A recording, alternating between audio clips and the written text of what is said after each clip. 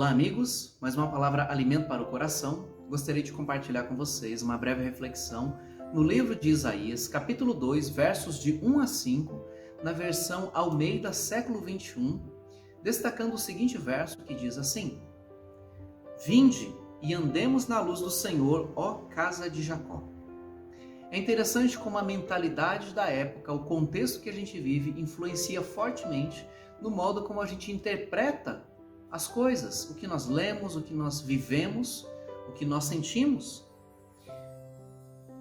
Olhando para o contexto bíblico, de fato, os profetas, em grande parte das vezes, não tinham boas notícias a dar àquele povo que muitas vezes, recorrentemente, voltava ao caminho do pecado. A rebeldia era insistente, apesar das constantes advertências que Deus dava ao seu povo. A maldade estava generalizada. Basta imaginar o que a nossa sociedade hoje faria com um criminoso que, a despeito da lei que trata da punição dele, ainda assim insistisse em cometer esse crime não uma, não duas, nem três, mas inúmeras vezes. E cada vez que ele vai preso, ele repete, ele sai e repete tudo de novo. Será que a sociedade o deixaria passar barato? Será que a sociedade faria vista grossa? Por muito menos, linchamentos populares acontecem como resposta à indignação de pessoas. Como poderia então Deus se calar diante da maldade do seu povo, diante da desobediência, diante da rebeldia do seu povo? Contudo, apesar da ira de Deus ser justo, Deus abriu inúmeras oportunidades para esse povo voltar ao caminho que deveriam estar. As palavras de repreensão no livro de Isaías são reais, mas a misericórdia e a graça de Deus mais ainda eram reais sobre eles. O convite dado no verso em destaque, que nós acabamos de ler lá no início, aponta para a dimensão, a amplitude do amor de Deus. O amor daquele que não desistiu. Não existe forma de negar tal amor.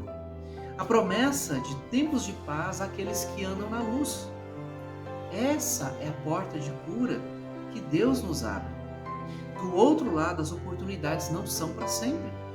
A questão é se em nossa justiça limitada nós não alongamos as oportunidades de mudança, por que Deus, sendo justo, santo e puro, deveria tolerar o mal para sempre?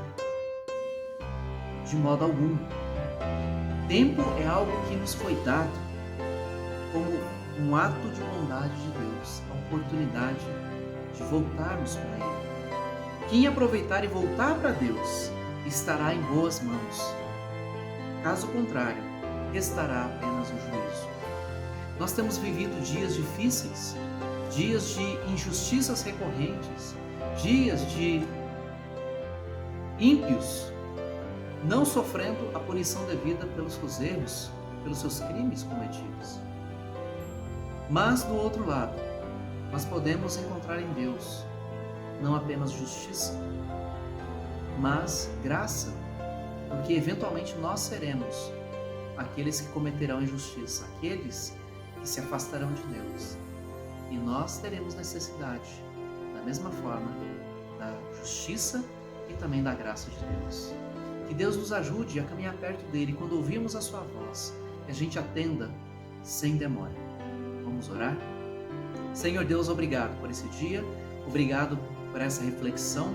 Que o Senhor, ó Deus, nos dê sempre mente e corações abertos para atendermos às suas advertências que nos chamam sempre ao relacionamento com o Senhor, não por medo, por obrigação, por interesse escuso, mas por amor. Obrigado por esse dia e eu oro em nome de Jesus. Amém. Que Deus nos abençoe e, se Deus nos permitir, nos vemos no próximo Alimento para o Coração.